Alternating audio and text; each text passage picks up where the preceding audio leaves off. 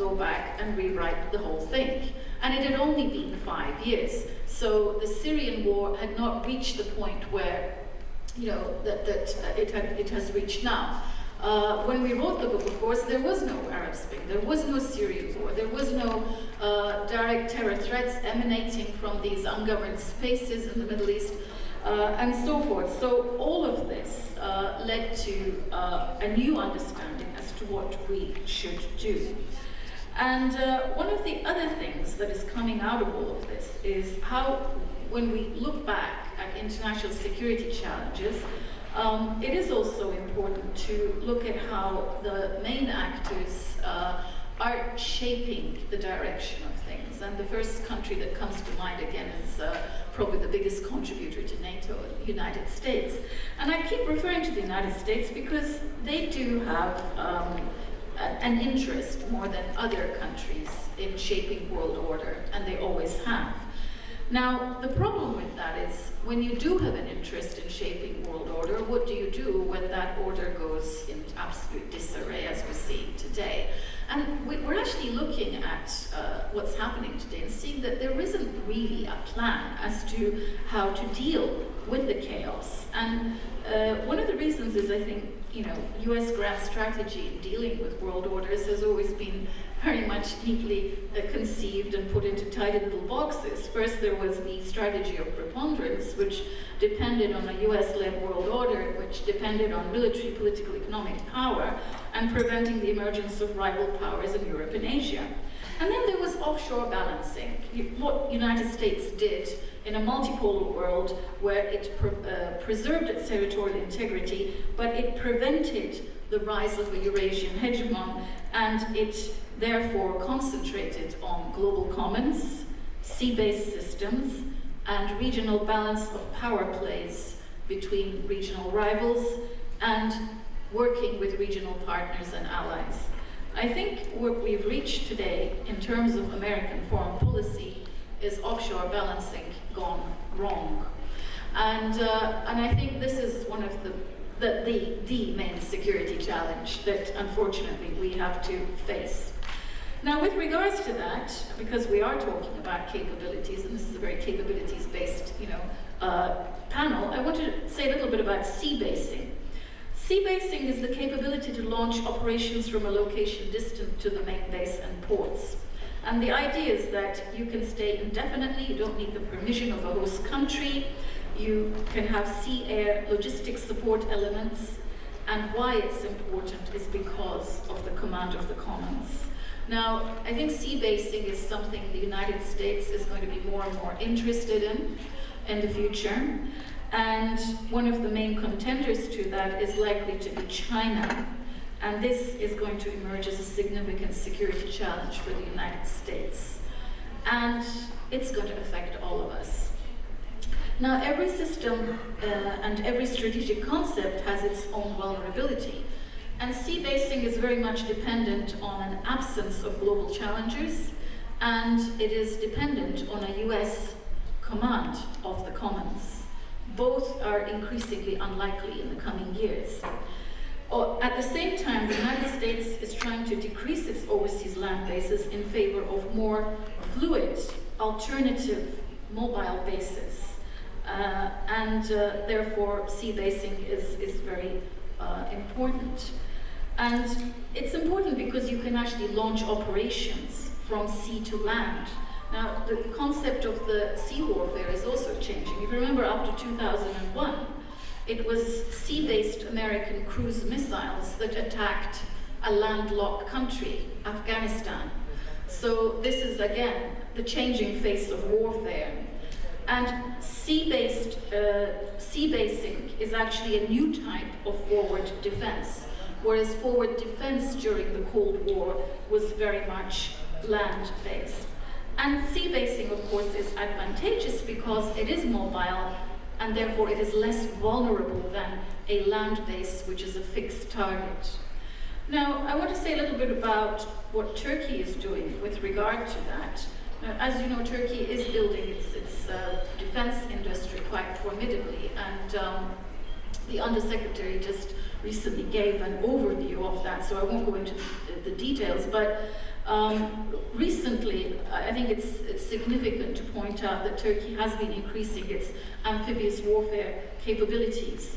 It will have its first amphibious assault ship built by itself in 2021, which is a landing platform dock, and it can have helicopters on it, which is very important for transporting manpower, that lift capability we were talking about since the Prague summit in 2002.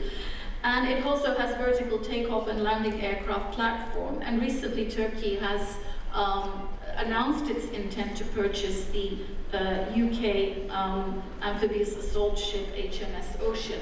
So again, these are huge strides in Turkey's amphibious warfare. And another area where I think we need to invest more is what mini drone fleets can do to anti-air defense. We need to develop radar technology that can withstand an attack from mini drone fleets. And this again comes under emerging technologies. So there's all of that to contend with, but it doesn't end there. So when we're actually talking about where to go in terms of security challenges from here, we also have issues with international law and the laws of war. For example, recently Mladic was found guilty at the War Crimes Tribunal in Yugoslavia. But this is the penultimate trial, and the ICTY will come to a close after this. What will happen to war crimes after the ICTY ends? I think this is a security challenge we need to talk about. What about the concept of responsibility to protect after Syria? Is it completely dead? For example, NATO were thinking for a long time, how would they respond legally to a cyber attack? Is it legal to launch a cruise missile if you have a cyber attack? So again, we need to rethink international law and the laws of war. So the other issue that we need to think about is the mass flow of refugees and protracted displacement. This involves employment, integration, registration of births. For example, Turkey is now entering a point of protracted displacement for the over 3 million refugees that it hosts. And this is an entirely different set of challenges than the one of meeting refugees in an immediate crisis. And so operations, unfortunately, no matter how well prepared we are for them, whether it's sea-basing or emerging technologies, operations are just that, but long-term strategy requirements require bigger thinking, not just about operations. So we need to think about the bigger picture in emerging security challenges beyond capabilities, and I think this is where we have drifted away from the Prague conclusions of 2002, that it's not really about capabilities anymore. So I'll stop there. Thank you very much.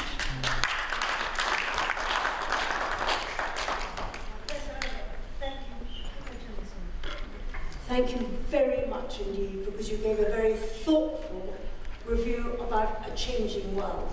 Now, you made a phrase about your, based on the title of your book, NATO in Search of a Vision. And in the light of today's changing world, which you have identified, perhaps you might tell us a little bit, what is the kind of NATO you would like to see? The kind of NATO that I would like to see is an alliance where alliance members really care about each other's security requirements and security concerns. Unfortunately today, one of our NATO allies, the United States, is arming a terrorist organization that is directly attacking us. And you know, it's no secret that the YPG is linked to the PKK. They've admitted it themselves. And they kept on saying this is a tactical, short-term decision that they had to make, but once the Raqqa operation is over, you know, then they'll stop doing this. Now, regardless of whether you do something like this short-term, you're going to have long-term repercussions. And I think this is going to not just have a dire effect for too long, since the end of the Cold War, where we've been turning out the same concepts, the same challenges, the same means to deal with them since the 1990s. And I think it's time to be brave, to think bigger, and to think about regional partnerships and working with regional partners in a fresher way. That includes reviving the NATO-Russia partnership. I think that is essential if we are going to come to some kind of balance between dialogue and deterrence, which has been the essence, as you know, of the Harmel report. So that is the kind of NATO, I think, more awake, more alert to today's problems than sleepwalking through them. I don't go away because you're too interesting, I can't let you go. Could I just ask another question and then you are allowed to go? But I am interested about your looking at our relationships within the region.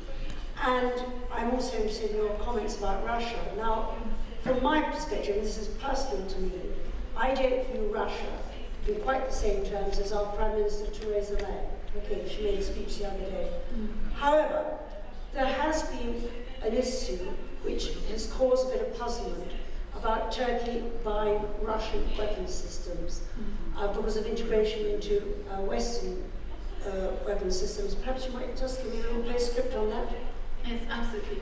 Now, Turkey has a requirement for air defense, and this is a requirement that has really hit home pretty hard, I suppose, since the first Gulf War in 1991, where Turkey has the second largest army in NATO, but it really 1991 was a wake-up call that we don't have air defenses and we do need them in this region.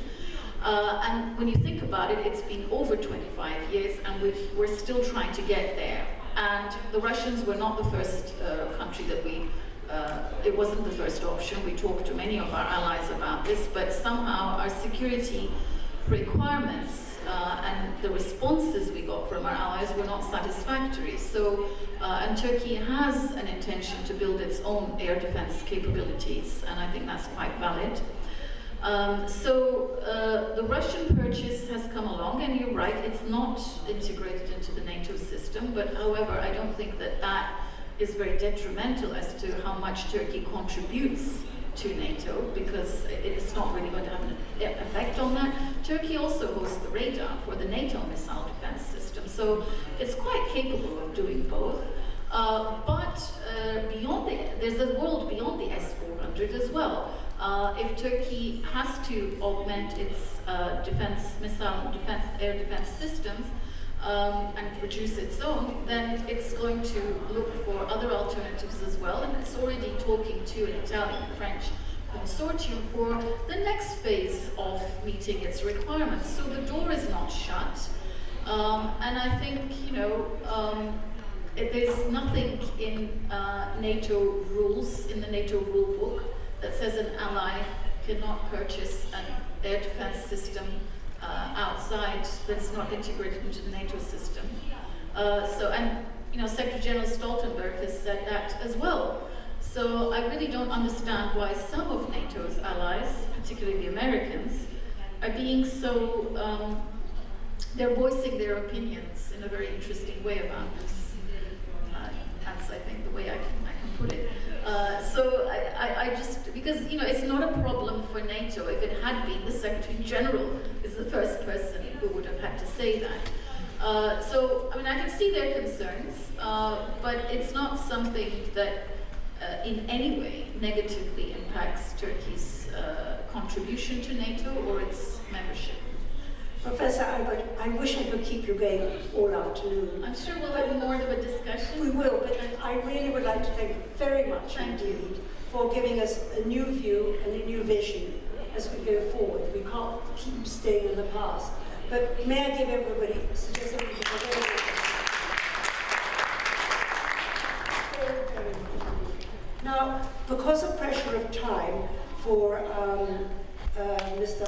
Ahmet Atalay from Havelsan, because he has to catch a plane right away, I'm going to slightly change the order of our speakers, but I don't think in any way it'll be detrimental to our overall discussion. But may I have the pleasure of calling Mr. Atalay to the podium, if you'd like to sit down, because his company have been very much involved with IT, technologies, cyber, and all the new systems which are really making the parameters of defense today. Mr. Atalay, you have a wealth of knowledge and experience. I would very much like you to share it with us. Thank you. I went to breakfast for about 8 minutes.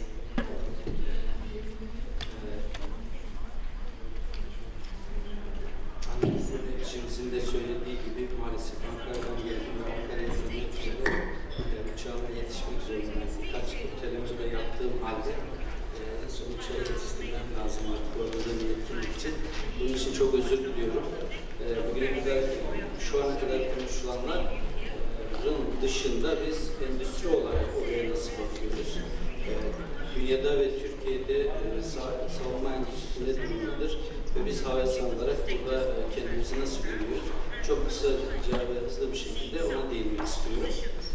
Bütün daha önceki konuşmalarda da anlatıldığı üzere artık savunma ve güvenlik iç içe geçmiş kavramlar olmaya başladı malum. Geçmişte daha çok ayrı kavramlarken savunma ve güvenlik artık endüstrisi de birleşerek ortak kavramlar olarak kullanmaya başlandı. Bir yandan savunma harcamaları düşüyor gibi görünmesine rağmen istatistikler gösteriyor ki son 50 yılda, hatta 2. Dünya Savaşı'ndan beri 2012 ve 2016 yılları arasındaki 5 yıllık dönemde son 50 yıldaki en yüksek savunma harcamalarını yapmış dünya ülkeleri. Maalesef savunma harcamaları artıyor. Bir savunma şirketi olarak bizim belki işimize geliyor ama insanlık için maalesef harcamalar artıyor. Bu harcamaları yapan ülkelere baktığımızda da enteresan bir durum var. Enteresanlığı şurada. Aslında hiç enteresan değil ama sonuç enteresan. Genelde Batı ülkeleri üretimleri yapıyor. İşte Orta Doğu ve Uzak Doğu ülkeleri de harcama yapan ülkeler arasında. Ve NATO'nun malumları olduğu üzere gayri safi milli hasılanın %2'sini savunmaya harcamak gibi bir hedefi var NATO ülkelerinin. Türkiye'de bu hedefi karşılamış birkaç ülkeden bir tanesi. Pek çok Batı ülkesi NATO'nun bu hedefini karşılamaktan uzak henüz. NATO'nun da bu yönde üzerlerinde baskıları var maalesef. Ama çevremizdeki ülkelere baktığımızda Türkiye ilk 10 en çok savunma harcaması yapan oransal olarak gayri safi milli hasılası açısından en yüksek savunma harcaması yapan ilk 10 ülkenin 9'u çevremizde. Yani biz Türkiye olarak öyle bir bölgedeyiz ki savunma harcamalarının çok önemli bir kısmı hem parasal olarak hem oransal olarak bizim bölgemizde cereyan ediyor. Bunlar bir savunma endüstri firması olarak bizim için potansiyel pazar anlamına geliyor. Ama bir insan olarak da bundan üzüntü duymamak da mümkün değil. Peki savunma pazarı ve savunma teknolojileri nasıl seyrediyor diye bakacak olursak çok kesin bir paradigma değişikliği söz konusu olduğu açık. Yani geleneksel savunma araç ve yöntemleri özellikle son 10 yılda internetin de hayatımıza girmesiyle, işte siber teknolojilerin de kullanılmasıyla asimetrik dediğimiz bir tarza dönüşmüş vaziyette. Artık silahlar, klasik silahlardan çok bilinen, bugüne kadar yakın zamana kadar kullanılan silahlardan çok farklı silahlar söz konusu, akıllı silahlar söz konusu. Elektronik harp diye bir şey var. Artık silahlar değil, sinyaller savaşıyor tabiri caizse elektronik harpte. Dolayısıyla elektronik harp söz konusu, siber saldırılar, siber savaş söz konusu. Bilgi eskiye göre çok daha kıymetli. Verilerin toplanması, verilerin işlenmesi, verilerin iletilmesi, verilerin komuta kontrol amacıyla, komuta kontrolün daha doğru ve daha hızlı yapılması amacıyla kullanılması çok kritik hale gelmiş vaziyette. Büyük veri dediğimiz yeni bir teknolojik konsept söz konusu. Büyük veri analizi. Bu büyük veri analizinden hem istikbari hem pek çok başka bilgilerin üretilmesi gibi geçmiş dönemde belki 15-20 yıl önce çok bambaşka sektörlerin ilgi alanında olan konular artık savunma sanayinin oluşturur hale gelmiş vaziyette. Şimdi yaklaşımlarımız tabii değişen dünyada en son teknolojileri kullanmak, değişen dünyada en son uluslararası standartlara uyumlu ve bütün bunları en maliyet etkin ve dünyada rekabet edilebilir bir modern yönetim sistemi içerisinde yapmayı biz hedefledik. Şimdi bu söylediğim unsurlar zaten savunma sanayimizin günümüzdeki karşılaştığı belki fırsatlar ve sorunlu alanları da içeriyor. Yakın bir geçmişe kadar savunma sistemlerinin üzerindeki her bir alt sistemin, her bir cihazın ayrı bir yazılımı var idi ve bunlar ya da karargahlardaki yazılımlar, bu platformlardaki yazılımlardan bağımsızdı genel olarak. Platformları karargahlardaki karar vericilerin sistemlerine entegre edebilmek için çok karmaşık entegrasyon problemlerinin çözülmesi gerekiyordu. Ve tabii ki platformlarla, yani savaş gücünü oluşturan platformlarla merkezin birlikte çalışıp karar vericilerin kararlarını uygulayabilmesi için de aralarında bir bağlantıyı sağlayacak veri linklerinin oluşturulması gerekiyor.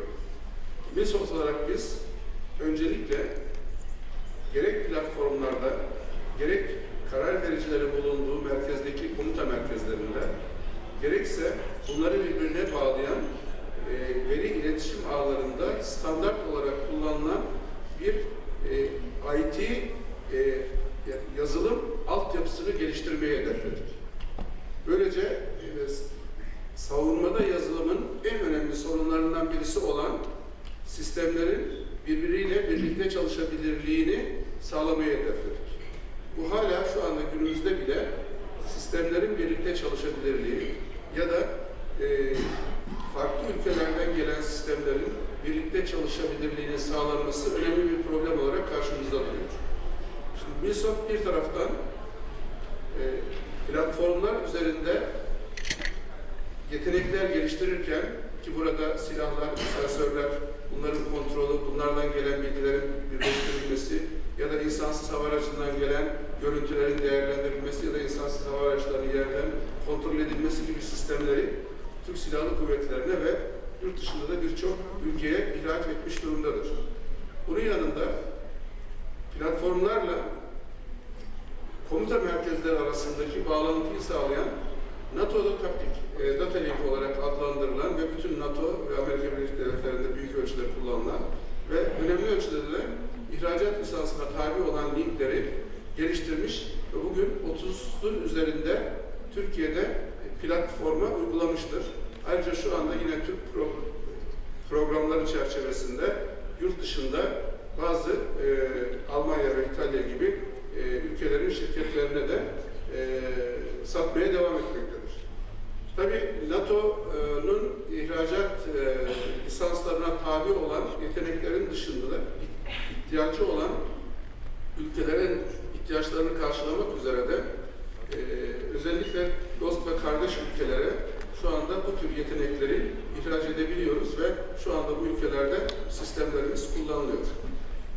Bütün bu en uçtaki silah sensörün entegrasyonundan, platformdaki komuta merkezinden ve merkezdeki komuta merkezlerine bağlantıyı sağlayan veri linklerinden ve merkezdeki karar vericilerin kararlarını desteklemek üzere karar destek sistemlerine kadar bir yelpazede ama hepsinin birbiriyle birlikte çalışabildiği bir yazılım ortamı bugüne kadar geliştirmeyi MilSOFT olarak başardık. MilSOFT'un tabii diğer bir özelliği %100 milli ve %100 özel bir şirket. Tabii özel şirketin dinamizmiyle, özel şirketin sahip olduğu esnekliklerle hayatımızı biz devam ettirebilmek için rekabetçi olmak zorundayız. Rekabetçi olabilmek için iyi personel kaynağını kullanmak, verimli kullanmak, etkin kullanmak ve ölçmeye dayalı modern yönetim sistemlerini kurarak çalışmak zorundayız. Bu amaçla da ayrıca tabii uluslararası standartlara, kalite standartlarına da uyumlu olmamız gerekiyor. Bu konuda şunu da ilave etmek istiyorum. NATO'nun yazılım şirketleriyle ilgili olan EQAP standartları ve ISO'nun yine genel olarak bütün şirketler için geçerli olabilecek standartlarının yanında dünyada yazılım şirketleri için yaygın olarak kullanılan CMM 2000'li yılların ortalarına kadar, daha sonra CMMI metodolojilerinde ilk Türkiye'de 3 seviyesine ulaşan 2002 yılında, 2005 yılında ise en üst seviye olan CMMI 5 seviyesine ulaşan yazılım olgunluk modelinde şirket olduk. 2005 yılında 5 seviyesine ulaştığımız zaman Avrupa'da bu seviyeye ulaşan ilk şirket olmakla da övünüyoruz.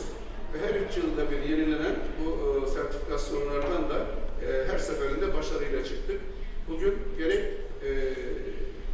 geliştirdiğimiz yeni teknolojiler ki bu tamamen açık bilgiye dayanan ama daha sonra kendi tasarımımız ve kendi geliştirdiğimiz %100 tamamen milli kaynaklarla ve dışarıya hiçbir bağımlı olmayan yeteneklerimiz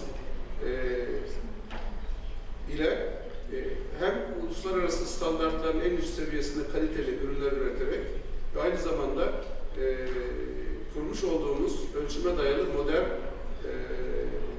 yönetim sistemi ile uluslararası alanda başarılarımızı da şu anda görüyoruz.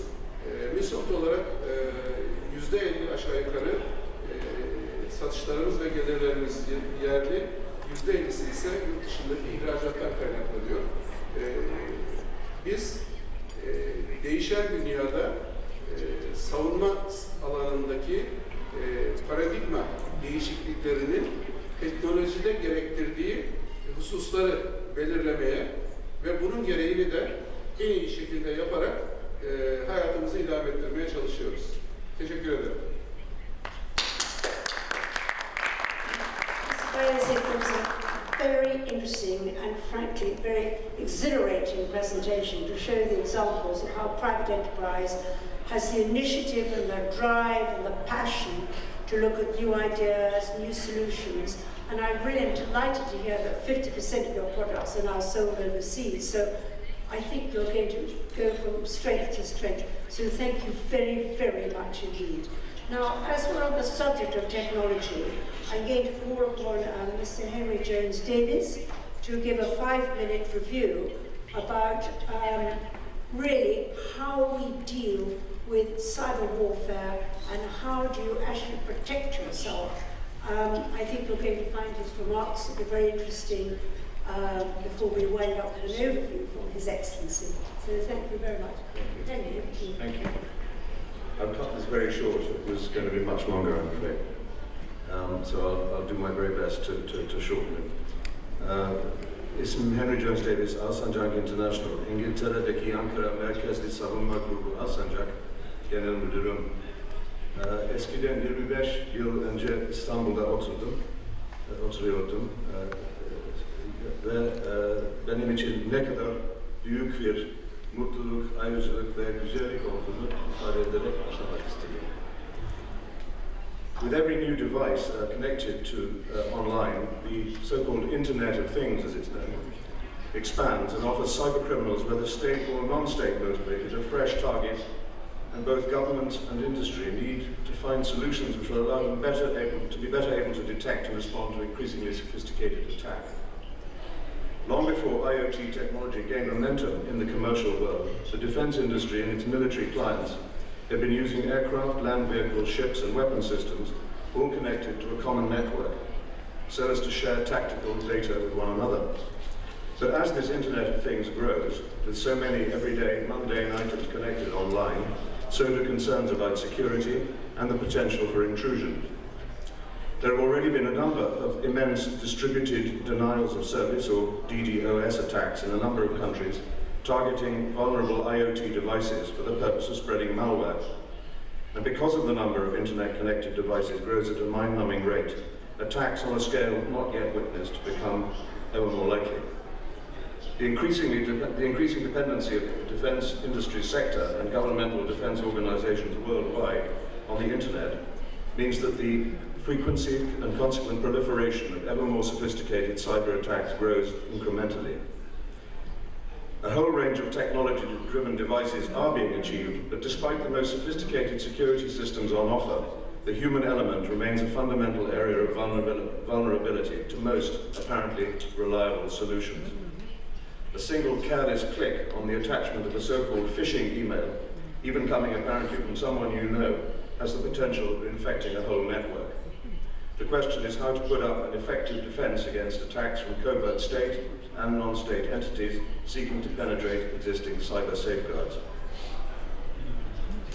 The threat of cyber attacks to critical national infrastructures, defense systems, and industrial organizations by organized criminal groups, together with technological advances in the cybersecurity market, is the key driver for the growth of cybersecurity solutions for the industry, the defense industry globally.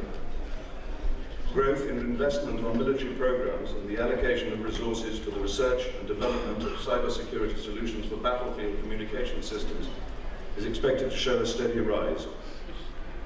Investments in cybersecurity operations remain key drivers for the growth of the security market in North America and Western Europe. The increased awareness of such vulnerabilities has led the US government to allocate $160 million to the Energy Department's National Nuclear Security Administration for cyber protection. And in 2011, the UK government invested £860 million and launched a five-year national security program to strengthen its internet structure. The sophistication of cyber attacks, from worms and viruses to enhanced capabilities such as zero-day attack, dynamic Trojan horse network, internet worm, stealth bot, and the like, led designers to work on increasingly enhanced and indeed complex security software solutions. A recent wave of cyber attacks on the government network portals in Saudi Arabia and the UAE impelled their governments to invest in the development of a unified threat management system with cyber attack alarms and intrusion prevention technology. In Turkey too, with its burgeoning defense sector, and I personally saw more than 30 companies at the Defense and Security Equipment International Exhibition in London recently, an enormously impressive showing. There is a similar awareness of and response to this global problem. For a graphic example of the effectiveness of a malware intrusion, you need look no further than the Stuxnet attack on the centrifuges of over 15 nuclear facilities in Iran in 2010. In addition, artificial intelligence technologies have exerted a growing influence throughout the defense sector in recent years, with drones, unmanned vehicles, and robots used, for instance, to deactivate improvised explosive devices and allow computer systems to perform tasks which generally require human intelligence. The perfectly reasonable idea of these, of course, is to diminish the need for human beings to risk life and limb on the battlefield. But again, with such remarkable technologies comes huge risks. Cyber attackers will seek, by leveraging the technology, to commit more sophisticated attacks, and those who still rely on the human effort to identify and neutralize threats will certainly not be able to handle them. The ability to tamper with the measurement of the ingredients of prescription drugs through cyber hack has already been identified by pharmaceutical companies. The ability to alter the configuration of a GNSS board of a rocket guidance system could have immeasurable consequences.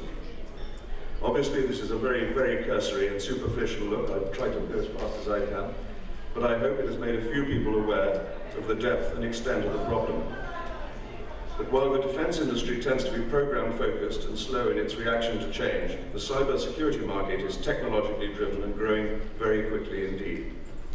Cyber defense is not just about technology. The real lifeblood of any organization is its people. It is about making everyone, in whatever organization it may be, aware of the prevailing threat landscape and provide them with sound knowledge and training, and therewith confidence. Çok teşekkürler, saygılarımla. Thank you very much indeed. I think you got a taste of what more Henry Jones-Davies could be telling us about how cyber attacks are happening, and often through the weakest link.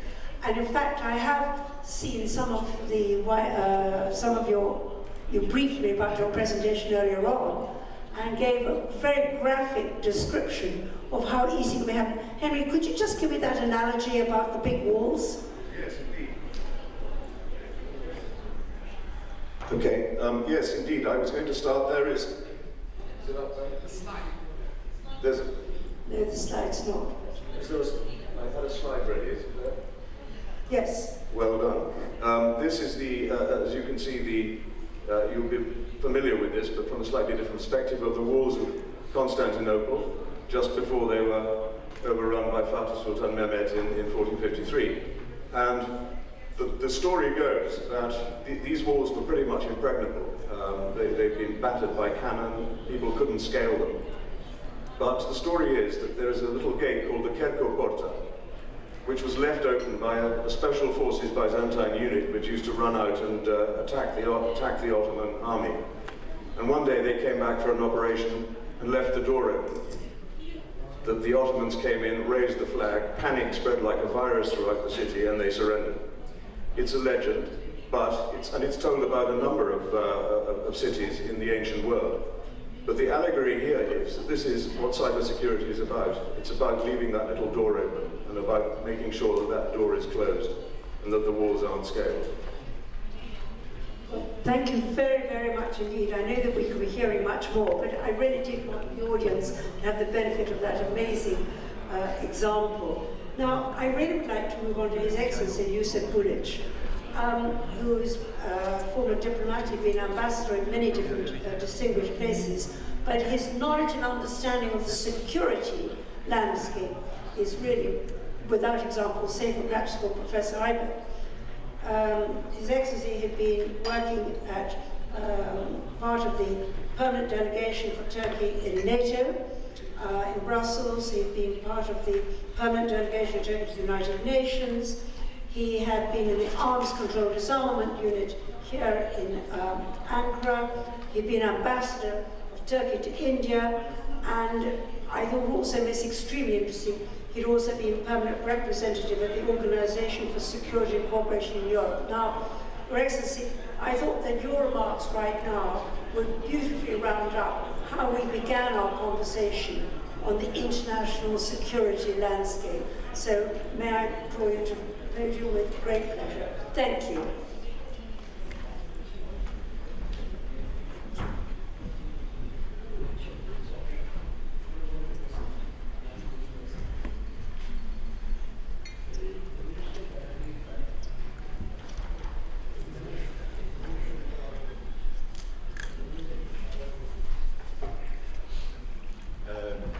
Hepinizi en iyi dileklerle selamlarım. Ben de Profesör Aybet gibi Türk izleyicilerimizin müsaadesiyle moderatörün fonksiyonunu, işlevini yerine getirmesini kolaylaştırmak bakımından konuşmamın bundan sonraki bölümünü İngilizce olarak yapmayı arzu ediyorum. This is obviously out of courtesy to our moderator, Lady Maitland, and also for her practical need to be able to follow what we're saying. I wondered whether it is at all possible to offer an overview of a session which lasted quite a bit more than 2 hours in the span of maybe a couple of minutes. I shan't even attempt it. I will say a few things, and in doing so, I would need not just to scale down my prepared remark, but I really have to butcher it to such an extent that they might strike to some in the audience as unintelligible. I am very sorry about that.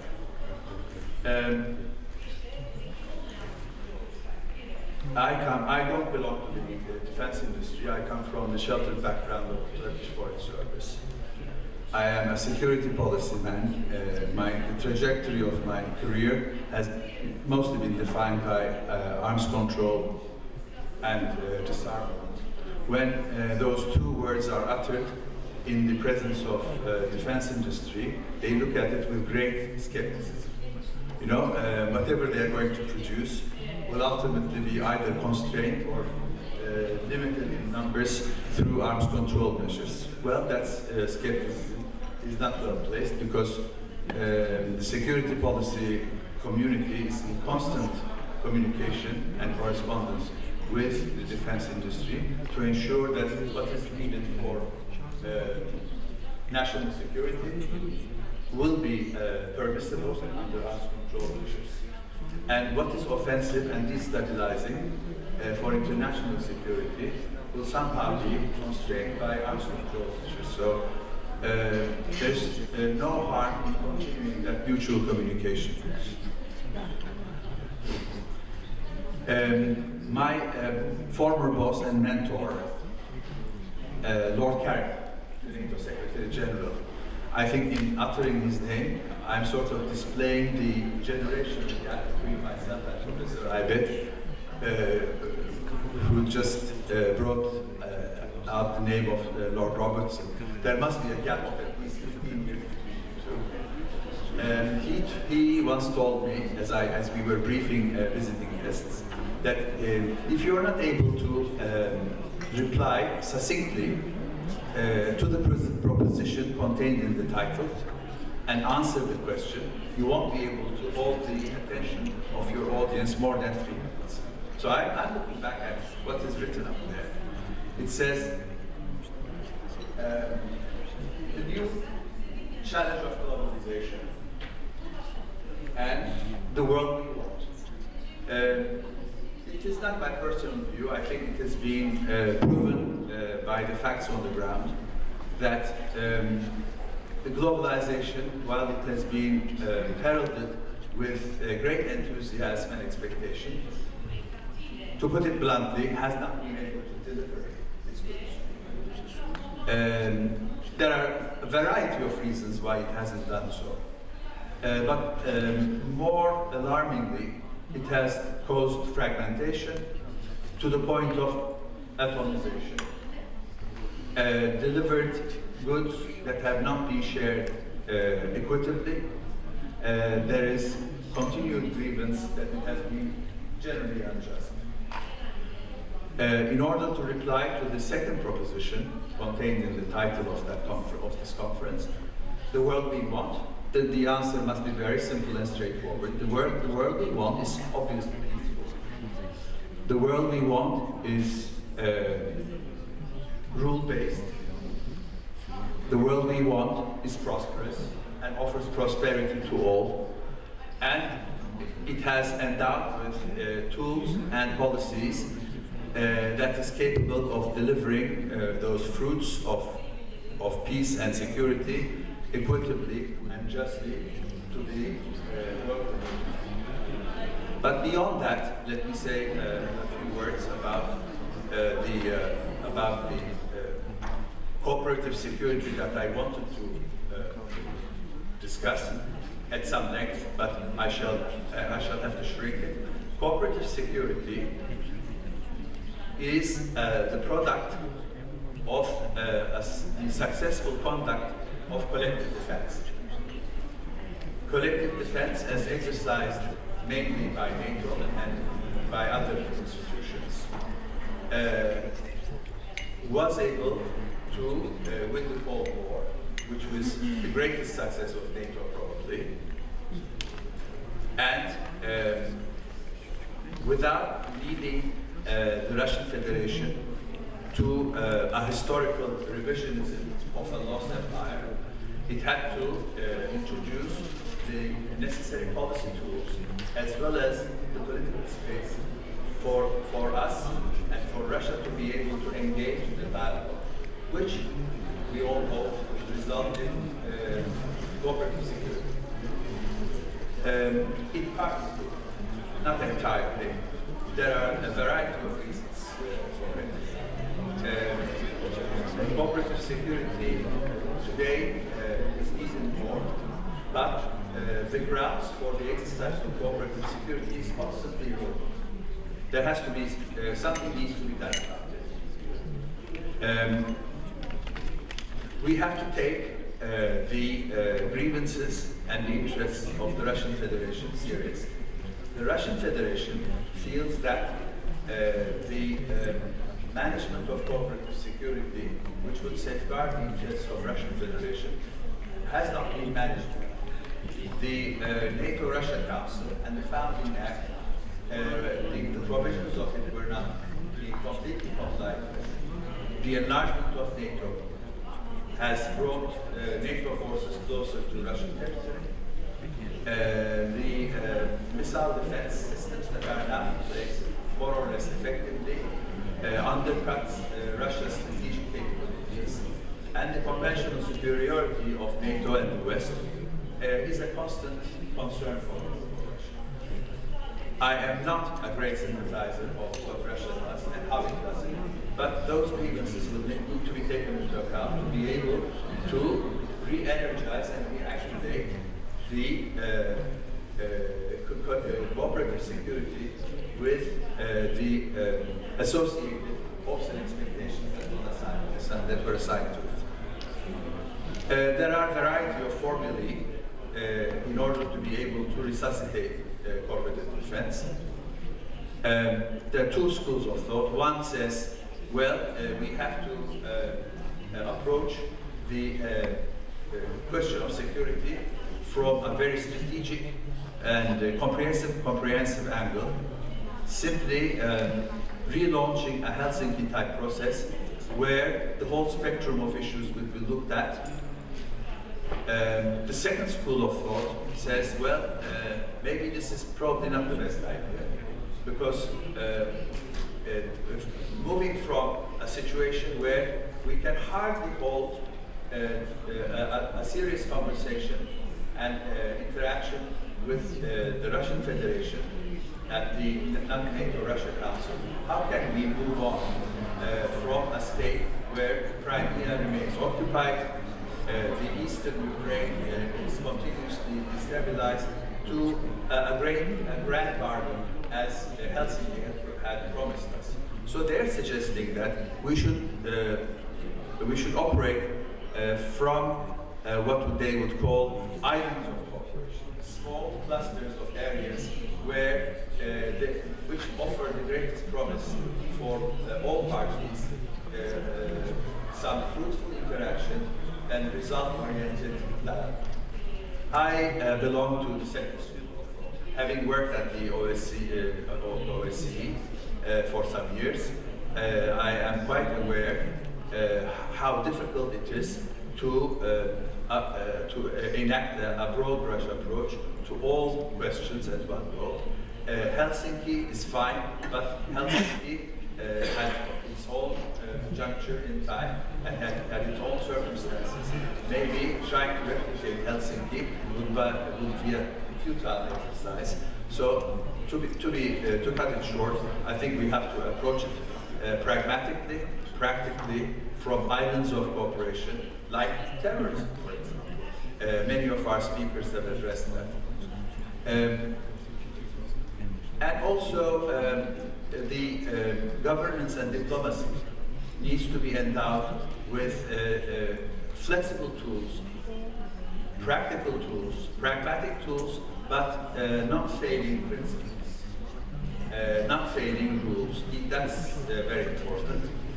And I think it doesn't serve well to the psychological well-being and health of our citizens if we continuously talk about threats. As a citizen of Turkey, a Turkish person, I feel a little bit distressed that the Turkish media, quoting Turkish officialdom now and then, bombards us with this concept of an arc of insecurity and a variety of threats against us. I don't think this is the right approach. I think, speaking on behalf of my own country, we are quite capable of dealing with them. The public is quite aware with the types of threats that they are confronted with. There is very little point in sort of rehearsing an apocalyptic scenario day in, day out. I don't think it serves the interests of the people, neither the interests of the government. If I prolonged it any longer, we would not be just running security risks, but the risk of losing all our organs. I'm not going to do that. And with your permission, I'll cut it short at this juncture. And as much as you may have liked my presentation, please bear in mind that we are under very strict time pressure under every so I shall excuse myself and go back. Thank you.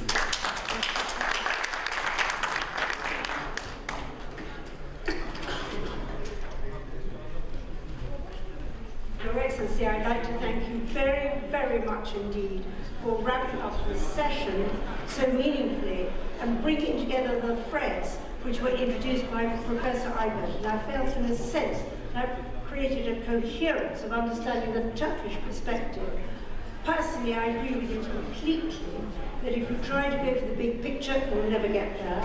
If you can go for incremental steps of trust, then you're going to get much further.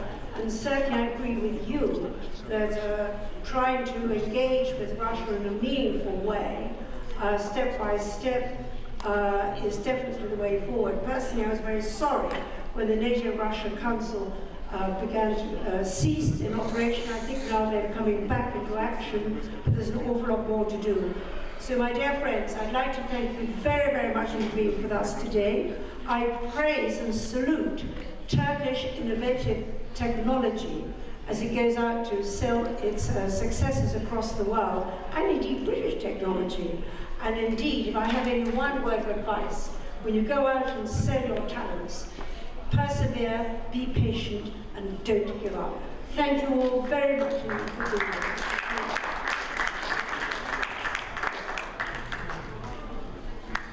Thank you to our moderator and the panelists for the interesting presentations. May I kindly now invite Mr. Ayşe to present a plaque of honor to our distinguished speakers. Thank you.